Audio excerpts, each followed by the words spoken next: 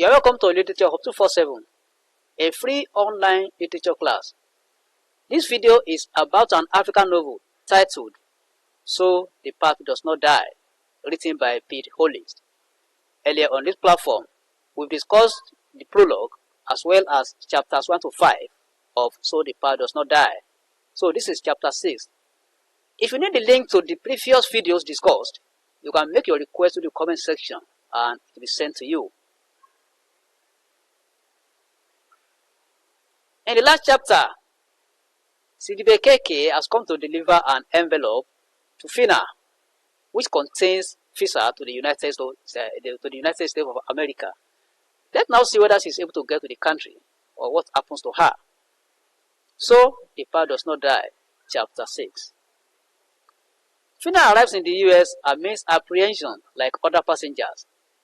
Her fears are allayed when she hears, "Ladies and gentlemen, welcome to John F. Kennedy International Airport. Local time is 1:35 p.m. That's the voice of our hostess announcing the safe arrival in the US. She fills out the customs and immigration cards and disembarks. She walks through the passageways to the immigration officer who will check her in. Fina is still apprehensive of the checking-in processes, but had her age-free process with the immigration officer. No one stops her to check her suitcases. She walks freely towards the international reception area. Fina is so overjoyed about the success of the trip that tears roll down her cheeks. She doesn't understand why she has those feelings, whether for her parents or those that came into her life. Meredith and Chip are on the ground to welcome Fina, and they are happy to see her. Meredith and Chip live a convenient life. They have good accommodation, 2 cars, and manage ice cream franchises. Meredith is on maternity leave as they expect their first child in 2 weeks. I think we can still remember Meredith and Chip in the previous chapter, that's chapter 5. Fina's week in America is spent with Meredith. The duo reminisce about Koidu and Sierra Leone.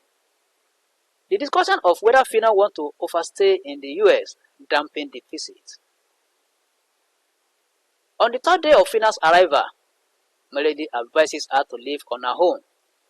Fina tries to ask questions on her passport deal through Chip, but thinks it doesn't matter and drops the idea. Meredith assists Fina in enrolling in an associate degree program in business management at a country community college. She also secured a job through somebody at Juanita's 24/7 childcare and learning academy on an overnight shift. With this, she can afford to pay her rent. She has spent the money given to her by Keke on her school fees and 6 months advance payment for her rented apartment. Fina's school and work schedule work well for her. She's having at least 5 hours of sleep every night. However, this doesn't last long as Billy Bob, a 7-year-old hyperactive and developmentally delayed boy, is registered. That is, the boy is registered where Fina works. The boy cannot explain clearly his needs and possesses energy. He goes around turning things upside down. Fina has to wait until he sleeps, somehow after he is exhausted. For a few nights, he stays awake all night. Along the line, 8 months into the school and job routine, she discovers that her earnings cannot cover her expenses. This includes sending money to Nabu, her mother. She finds it difficult to pay her college tuition. Fina then decides to get another job to make ends meet. She finds one in a grocery store as a checkout clerk. Though her income increases, the stress also follows suit. This is in addition to the tongue lashing she receives from Crosspatch for coming late to duty. That's the person that is the person that is handing over to her is called Crosspatch. So whenever he comes late, the person will tongue lash her. Eventually, fatigue sets in as Billy Bob's hyperactive worsens. This affects her one night that she is 45 minutes late to her job. The Crosspatch is ready to leave and informs Fina that Billy Bob has run her ragged and she has restrained him in one of the playrooms. Fina wants to check on the boy, but the weariness makes her change her mind to attend to other kids first. The scenario that follows leads to the termination of her appointment by Juanita, the owner of the academy. She has discovered that Billy Bob's mouth is covered with masking tape and tied with a skipping rope. She believes that it is Fina that does it, hence, she fires her. She didn't even ask any questions, just fired Fina. Fina is surprised that the first racist experience she has comes from a black, Juanita. She's expecting it to come from Buba, a white man. Fina dreams of Talaba later that night. She's awoke to the reality of finding a job that will make things convenient for her. She finds it difficult to get one. She jettisons the hall to call Meredith and Chief for help.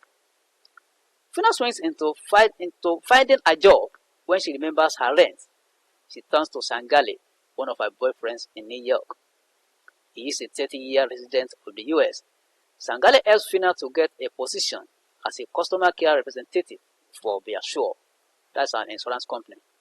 But it will require her to relocate to Washington metropolitan area.